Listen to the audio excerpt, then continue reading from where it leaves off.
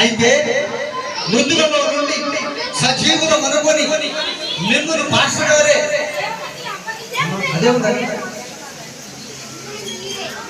మనం కాదు కదా మిమ్మల్ని పాస్టర్ గారి ఉందా ఏముందమ్మా అక్కడ దైవ సేవకుడు ఉందా కొన్ని ఏసయ్యే ఉందా మిమ్మల్ని దేవుడే కాపాడాలని ఉందా అక్కడ ఏం రాయబడింది అక్కడ మిమ్మును మీరే దేవునికి అప్పగించుకోండి.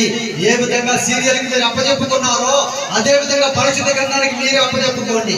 ఏ విధంగా మందుకు మీరు అప్పచెప్పుకున్నారో అదే విధంగా దేవుని శుద్ధించడానికి అప్పచెప్పుకోండి.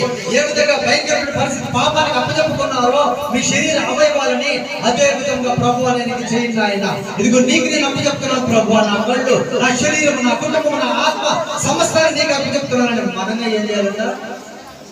మనమే ప్రభువుకి దేవునికి అప్పగించుకోవాల్సినటువంటి దేవుని బిడ్డలారా, ఆ మాటను చదివినప్పుడు నాలో ఏమనిపిస్తుంది తెలుసా? చాలా మంది ఏమంటారంటే ఈ వాక్యం నాకు కాదు, పక్కన వాళ్ళకే ఈ వాక్యం. ఏమా ఇది నాకు కాదు, పక్కన వాళ్ళకి అనుకుంటారు వాక్యం. మనకి తగిలినటువంటి ఇది నాకు కాదు, పక్కన వాళ్ళకి. వీళ్ళెట్ చేసే పక్కన వాళ్ళు చూసుకుంటారు. ఇది ఏమంటారా? నేను కూడా ఏమంటానండి, ఇది నాకు కాదులే, నా భవిష్యత్ ఇది కదా, నేను ప్రభు నమ్ముకున్న ఒక మంచి స్టార్ అయ్యాను కదా, మంచి మాస్టర్ అయ్యాను కదా.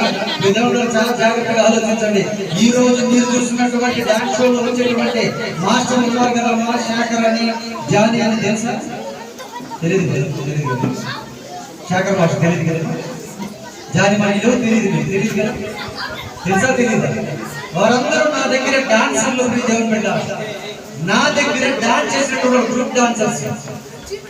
సో ప్రజలు 200 సినిమాలకి కొరియోగ్రఫీ చేశాను, 6 లాంగ్వేజెస్ లో చేశాను.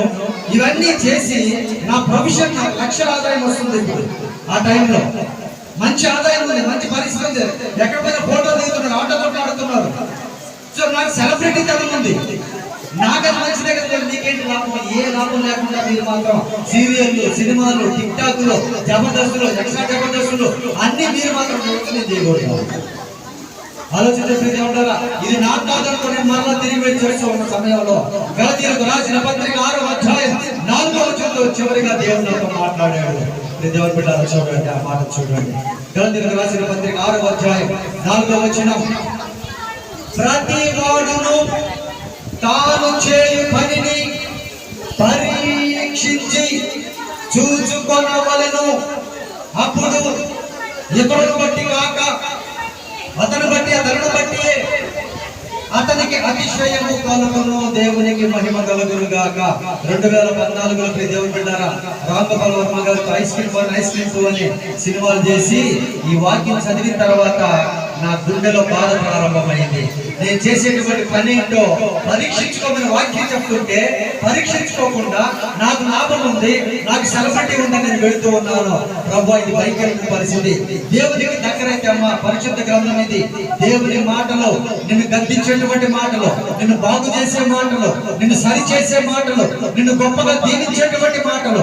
ఈ మాటలు చదువుతూ ఉంటే లోకానికి దూరం అయిపోయాను, ఈ లోక అలవాట్లకు దూరం అయిపోయాను, లోకస్తులో ఉన్నటువంటి ఆ మెంటాలిటీకి, చెడ్డ మాటలకి, వీటన్నిటికీ దూరం అయిపోయి ప్రభువుకి సమీపమయ్యి ఆ మాటతో చివరికి ప్రభు ఇది మొదలుకొని బ్రతికితే నీ కొరకు బ్రతకతాను, లేదంటే నా బుద్ధు ప్రభు.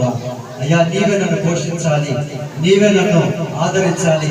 నా ఫాదర్లు, నా తల్లిదండ్రులు, నా బంధువులు ఎవరు క్రిస్టియన్స్ లేరు, నాకెవరు తెలియదు ప్రభు, నీవే నాకు సహాయం చేయి ఆయన అని ఆయన ఎదుటో మోకరించి ప్రార్థించుకొని క్షమాపణ అడుగుకొని నా కుటుంబాన్ని ఒప్పించుకొని. కొంతమంది హీరోలను అడిగిన వాళ్ళు ఏమన్నారంటే, మా అల్లా నరేష్, సర్వానంద్, బ్రహ్మానందం కొడుకు గౌతమ, వీళ్ళందరూ నా శిష్యులు. దేవుని బిడ్డారా, కృష్ణ అల్లుడు సుధీర్ అని ఉన్నాడు, ఆయన పేరు కూడా సుధీరే. ఆ హీరో కూడా నా శిష్యుడే. దేవుని బిడ్డారా, అనేక మంది దగ్గర మీరు అడిగితే వాళ్ళు ఏమన్నారంటే, నీకు పిచ్చి పట్టింది అన్నారు. ఇంకొక 10 సంవత్సరాలు ఉండండి, మా కోట్ల రూపాయలు సంపాదిస్తారు. వద్దు. అయినా చాలా మంది క్రిస్టియన్స్ చేస్తున్నారు కదా, మీరెందుకు వెళ్తారు, ఎందుకు వదిలిపెడతారు? వద్దు అని అంటే, లేదు, ఇది దుర్వ్యాపారము. ఈ సినిమాల వల్ల, సీరియల్ వల్ల అనేక జీవితాలు నాశనం అయిపోతున్నాయి, అనేక యవనస్తులు చెడిపోతున్నారు. చిన్న బిడ్డలకి ఈ రోజు మాటలు రావట్లేదు. మెడికల్ ఫీల్డ్ ఉన్న వాళ్ళకి తెలుసు. దేవుని బిడ్డ, వాళ్ళు మొబైల్ ఫోన్స్ కి అడిక్ట్ అయిపోయి మాటలు పడిపోతున్నాయి. దేవుడు చాలా జాగ్రత్తగా ఆలోచించండి.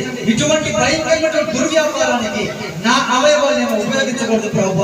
ఇది మొదలుకొని నీ బిడ్డగానే బ్రతుకుతాను నాయన అని నన్ను బ్రతికించు ప్రభు, నన్ను వాడుకో నాయన అని హైదరాబాద్ ప్రాంతాన్ని అక్కడితో పురుషులు పెట్టేసి దేవుని బిడ్డారా నా జిల్లా అయినటువంటి నెల్లూరు జిల్లాకు వచ్చి దేవుని సేవను చేసి కొంతమందినైనా ప్రభు యొక్క మంచి మార్గంలో నడిపించాలని వాటన్నిటికీ పురుషులు పెట్టేటువంటి శక్తిని నా ప్రభు ద్వారా పొందుకొని ఈ రోజు మీ మధ్యకు వచ్చేటువంటి దేవుని బిడ్డారా దేవునికే మహిమ కలుగును గాక, సర్వోన్నతమైన దేవునికి స్తుతి కలుగును గాక.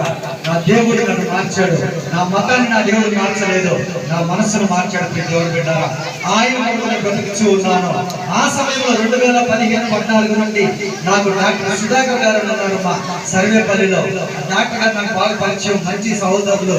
ఆయన ద్వారా నా కుటుంబం అంతా కూడా డాక్టర్ సుధాకర్ గారి కుటుంబం నుండి సహోదరులు సుధీర్ బ్రదర్, తర్వాత జ్యోతమ్మ గారు, బిడ్డలు, వారి కుటుంబం అంతా నాకు చాలా దగ్గరగా నన్ను ఆదరిస్తూ, నన్ను బలపరుస్తూ, ఎప్పుడు ఫోన్ చేసినా ఆన్సర్ ఇస్తూ, వాళ్ళ నా కుటుంబానికి చాలా